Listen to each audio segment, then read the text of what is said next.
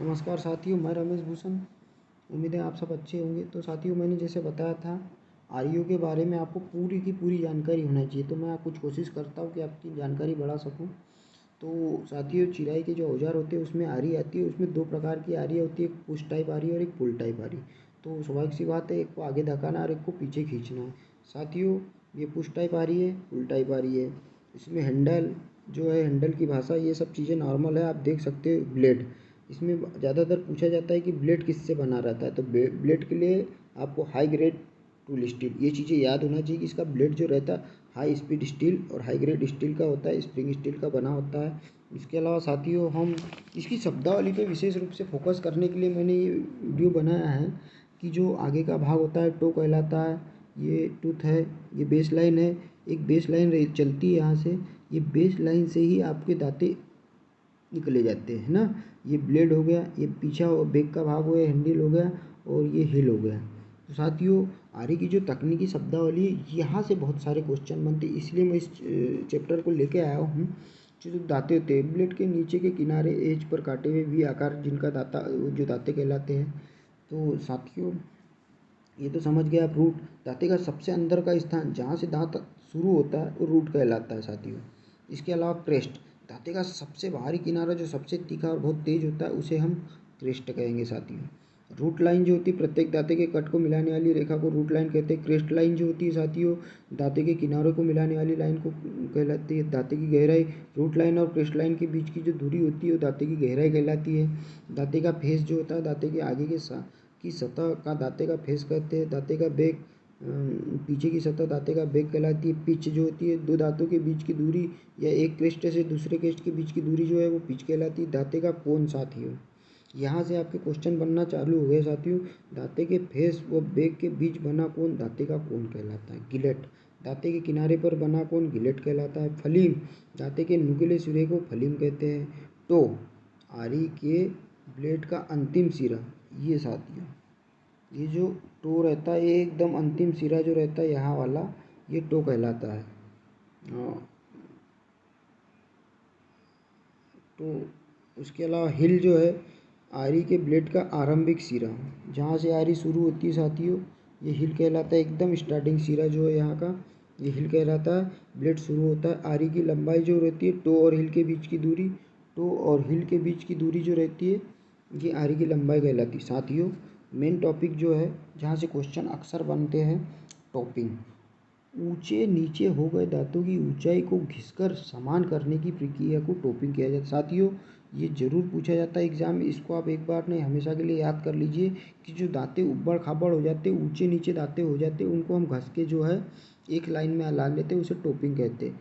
Sharpening, दांतों की त्रिकोणीय रीति से तेज करने की क्रिया को शार्पनिंग कहते हैं। ये आपको पता होंगे। सेटिंग, जैसे इसी क्वेश्चन में पूछ लेता, दांतों को दाएं बाएं आवश्यकता अनुसार मोड़ने की क्रिया को सेटिंग कहते हैं। डीआरडीओ में पिछले साल ये क्वेश्चन पूछा गया था, तो सेटिंग आप समझ गए। रीटीथिंग, ये क्वेश्चन भी बार बार पूछा जाता है। आरी में दोबारा दांतें बनाने की क्रिया, कोई कोई दांता टूट के अलग हो गया तो हमें फिर से आरी में त्रिकोणीय ट्रेंगुलर फाइल की सहायता से हमको उसको घस के जो है फिर से वो दाता बनाना पड़ता है, उसे रीटीथिंग कहते हैं साथियों। रीशेपिंग, एक ये भी बहुत आईएमपी क्वेश्चन है साथियों। खराब आकार के दांतों के आकार को ठीक करने की क्रिया को रीशेपिंग कहते हैं। साइड जॉइंटिंग का प्रयोग हो गया तो पुरानी हो गई सेटिंग को ठीक करने को साइड जॉइंटिंग कहते हैं। पॉइंटिंग, दांतों के किनारों को छेनी या चाकू के आकार का बनाने को पॉइंटिंग कहते हैं। बकलिंग आपसा, बहुत ही बढ़िया यह क्वेश्चन पूछ रहा है यहाँ पे। कटाई के समय लकड़ी जो फंसकर इधर उधर मुड़ने की क्रिया जो होती है उसे बकलिंग आपसा कहते हैं। टीपीआई, ये बहुत ही आईएमपी क्वेश्चन आ गया साथियों। फिर से टीपीआई, टूथ पर इंच, इसका मतलब होता है अर्थात प्रत्येक इंच में दांतों की संख्या क्या होती है, और यही से क्वेश्चन बनते हैं कि रिप्सा में प्रति इंच दांतों की संख्या, क्रॉसकट सा में प्रति इंच दांतों की संख्या, कंपास सा में, पेनल सा में। हाँ, तो जितनी भी प्रकार की आरियाँ होती है उनमें जो दांतों की संख्या, इसी के बाद पैग दांतें साथियों, ये भी बहुत बार पूछा गया है। ऐसे दांतें जिनका आकार समबाहु त्रिभुज के आकार में हो, पैक दांतें कहलाते हैं। आरियों का वर्गीकरण, सीधी कटाई, गोलाई कटाई। सीधी कटाई के लिए ये आरी है, रीप सा, क्रॉसकट सा, हैंड सा, पैनल सा, टेनन सा, डवटेल सा। तो साथियों, रीप सा के बारे में देखिए मैंने यहाँ लिख के रखा है, रेशों के साथ जो कटाई करती है साथियों। रिप्सा जो मोटी लकड़ी को रेशों के साथ में काटने की प्रक्रिया को ये स्क्रू बेक या सीधी बेक दोनों प्रकार की होती है। इसका ब्लेड जो हाई ग्रेड स्टील का होता है और इसमें इसमें आपको ज़्यादा करके क्या देखना है, दांतों की संख्या, इनकी लंबाई और इनके दांतों की संख्या। तो लंबाई कितनी रहती है साथियों, 26 इंच से 36 इंच। ये आपको याद रखना है कि इनकी लंबाई जो होती है 26 इंच से 36 इंच और दांतों की संख्या 3 से 5 दांतें प्रति इंच होते हैं। ये बिल्कुल आप माइंड में डाल दीजिए। रिप्सा में इनके दांते का फेस जो होता है टूथ लाइन के साथ 90 अंश का कोण होता है। दांतों के फेस बिल्कुल सीधे रखे जाते हैं, अर्थात इनमें किसी प्रकार की गोलाई नहीं होती। रेशों के साथ काटते समय आरी को 60 अंश के कोण पर रखा जाता है, ये भी याद रखना है।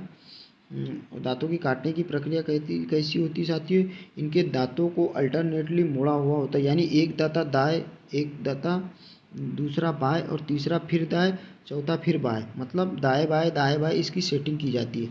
अब साथियों अगला होता है जो क्रॉसकट सा।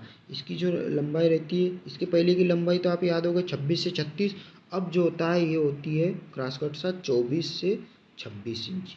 और दांतों की संख्या 8 से 10 इंच प्रति इंच, 8 से 10 दांतें प्रति इंच होता है। साथियों जितने दांतें बढ़ते जाएंगे उतनी बारीकी से और सफाई से काटने का काम किया जाता है इसमें। और दांतों का कोण जो रहता है 90 पे ये सेट होता है, इसका भी कोण 90 पे रहता है। इसमें प्रति इंच दांतों की संख्या 26 से 36 होती है। इसमें प्रति इंच दांतों की संख्या 24 से 26 होती है। और इसमें आप 3 से 5 दांतें प्रति इंच सोचे, और इसमें 8 से 10 दांता प्रति इंच होता है। ये क्रॉसकट सा है, रिप्सा है। ये चीज़ें आपको याद रखना है साथियों। और इसके बाद आ जाता है हैंडसा। हैंडसा के बारे में तो उतना नहीं पूछा जाता है, इसको जाने देते हैं हम। और पेनल्सा, ये बहुत आईएमपी है, इसके बारे में भी मेरे से पूछा गया था ऑर्डिनेंस फैक्ट्री में। यह रिप्सा और क्रॉसकट सा का सम्मिश्रण, ये रेशों के साथ और रेशों के आर पार दोनों प्रकार से काटती है। और इनकी लंबाई जो होती है साथियों, इनकी लंबाई होती है 12 से 20 इंच।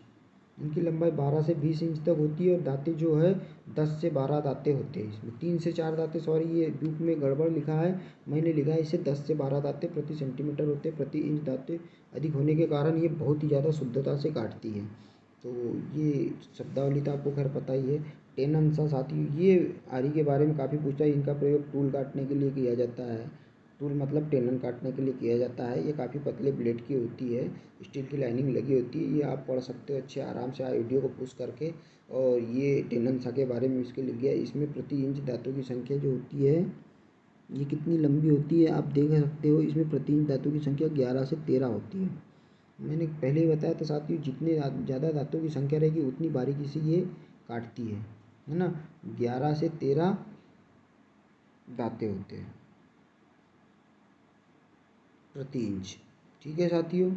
अब डॉवटेल सा की बात आती है। डॉवटेल काटने में इसका प्रयोग किया जाता है। और इसकी जो लंबाई होती है 14 इंच, 8 इंच से 14 इंच होते हैं। 12 से 18 दांते प्रति इंच इसमें होते हैं। और इनके दांते का कोण जो रहता है 70 से 75 इंच सेंटीमीटर, 70 से 75 अंश तक रहता है, डिग्री। ये टेनन सा है, डॉवटेल सा है। आपको आरी की चित्र भी ध्यान रखना है। मान लीजिए अगर ये आरी का चित्र अगर आपको पेपर में आ गया तो ये कौन सी आरी है ये भी आपको पता होना चाहिए। तो ये डॉवटेल है कि ये टेनन है, कि ये टेनन है, ये डॉवटेल है, इसमें आप कंफ्यूज ना होइए। देख लीजिए टेनन सा ऐसी है और डॉवटेल सा का हैंडल जो है थोड़ा ऊपर रहता है। कर्व कटिंग सा में बोसा, कॉपिंग सा साथियों, ये है वो बोसा जिसमें अभी आपको पूछा गया था। तो इसमें देखिए 10 से 12, आपको ज़्यादा करके बस दांतों की संख्या पर याद रखना है और इनकी लंबाई चौड़ाई याद रखना है। तो ये भूसा के बारे में आप पूरा पढ़ सकते हैं। और इनके प्रति इंच दांतों की संख्या 10 इंच से कितने इंच तक है, 14 इंच तक लंबी रहती है। और दांतों की संख्या कितनी है इसमें, दांतों की संख्या भी इसमें दी हुई है, 10 इंच से 14 इंच तक ये लंबी रहती है। दांतों की संख्या कहाँ लिखी मैंने, इसमें देखते हैं आगे कहीं ना कहीं मिल जाएगा। कॉपिंग सा में ये साथियों कॉपिंग सा है। कॉपिंग सा, इनकी हाइट आपको ध्यान रखना है। ये ब्लेड की लंबाई जो होती है 25 सेंटीमीटर रहती है। इसको आप पुश करके पढ़ सकती है। थ्रेड सा के बारे में आपको जितनी प्रकार की आ रही है सभी आरियों का नॉलेज पूरा होना चाहिए। ये थ्रेड सा हो गई, इनमें 12 इंच से 20 इंच। साथियों मैंने पूरे नोट बना बना के इधर लिख दिए थे कि इनकी लंबाई और प्रति इंच दांतों की संख्या ज़्यादातर पूछा जाता है। तो दांतों की संख्या जो है रिप्सा और क्रॉसकट सा में ज़्यादातर पूछा जाता है। कंपास सा बस इनकी हाइट पूछी, इनकी लंबाई पूछी जाती है 12 से 16 इंच, ये 12 से 20 इंच तक रहती है ना। तो और इन नेस्ट ऑफ सा में ये 20 से 90 सेंटीमीटर तक होती है। साथियों ये देखिए कौन सी ऐसी है जिसमें एक हैंडल में 3 ब्लेड लगती है, तो ये नेस्ट ऑफ सा है, इनको याद रखना है। की होल सा की लंबाई जरूर याद रख लीजिए 250, तो ये 10 से 25 10 250 मिलीमीटर से 350 मिलीमीटर तक है।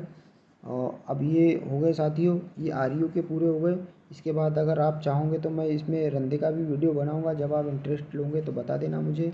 अगर आपको ये वीडियो पसंद नहीं आएगा तो फिर मैं वीडियो नहीं बनाऊंगा। बुक के बारे में अगर आपको जानना है तो बुक आप देख लीजिए, मेरे पास ये बुक है, Royal New Pattern carpenter theory semester first and second, BB Verma की ये बुक है। साथियों अगर आप लोगों को ये बुक को मंगाना है तो कुछ नहीं करना है आपको, मैं आपको बता देता हूँ। इसको मंगाने के लिए ये पब्लिकेशन जो है MS royal book department register M हिरन गेट जालंधर सिटी, इस नंबर पे आप फ़ोन करके ले सकते हैं। और भी जहाँ जाए ये देख लीजिए, इतनी सारी जगह से ये अवेलेबल है, आपको जहाँ से उपयुक्त लगे आप ये बुक को वहाँ से मंगा सकते हैं। मैंने खुद ने ये बुक को दिल्ली से मंगाया हुआ था। और वैसे कारपेंटर के बारे में इसमें बहुत अच्छी जानकारी दी हुई है। जहाँ तक मेरा सवाल है साथियों, ये जितने क्वेश्चन हमने किए हैं इसी से रिलेटेड आपको क्वेश्चन जो है आगे मिल जाएंगे। इसमें बहुत एक प्लस पॉइंट ये है कि इसमें एग्ज़ाम के हिसाब से इसमें क्वेश्चन पूछे जाते हैं, वो चीज़ें मुझे इसमें बहुत अच्छी लगी है। देखिए साथियों, एग्ज़ाम के हिसाब से क्वेश्चन के बारे में देखिए, कटाई की क्रिया, आरी में प्रयोग होने वाले हैंडल, आरियों का वर्गीकरण, संभव त्रिभुज, रिप्सा का प्रयोग किस प्रकार की कटाई में किया जाता है रेशों के साथ, ये चीज़ें जो है इसमें बहुत अच्छी लगी मुझे। आपको इससे जो है बहुत बारीकी से पढ़ने का मौका मिलेगा। रिप्सा में प्रयोग, हार्डवुड काटने में कोर्स, ये सब चीज़ें बहुत अच्छी से इसमें दी गई है। जो चीज़ें जेक प्लेन में साइज, तो हम अभी तक सिर्फ आरी का पढ़े हैं, तो आरी के बारे में जितना मैं नॉलेज दे सकता था उतना दे दिया। साथियों आपको इसमें प्रति इंच दांतों की संख्या पर विशेष फोकस करना है। आरियों की लंबाई और प्रति इंच दांतों की संख्या मेन रहेगा। और इसके अलावा जो है साथियों, आरी की शब्दावली में भी आपको यहाँ से फोकस करना है कि शार्पनिंग, सेटिंग, रीटिथिंग, टोपिंग, और साथियों ये reshaping, side jointing, pointing, buckling अपसार, TPI और पैक दाते। TPI का मतलब क्या होता है, टूथ प्रति इंच। ये क्वेश्चन 3 बार पूछ चुके हैं मुझे ऑर्डिनेंस फैक्ट्री में, इसलिए आपको इन सब चीज़ों को ध्यान देना है। तो साथियों अगर वीडियो अच्छा लग रहा है तो मुझे बताइए, वैसे मैं और चीज़ों पे वीडियो बनाऊंगा आगे चल के। मैं चीजल पे और अपने स्मूथ प्लेनों पे ज़रूर वीडियो बनाऊंगा। अगर इस वीडियो को कुछ सपोर्ट मिलता है तो आगे वीडियो बनाऊंगा। धन्यवाद।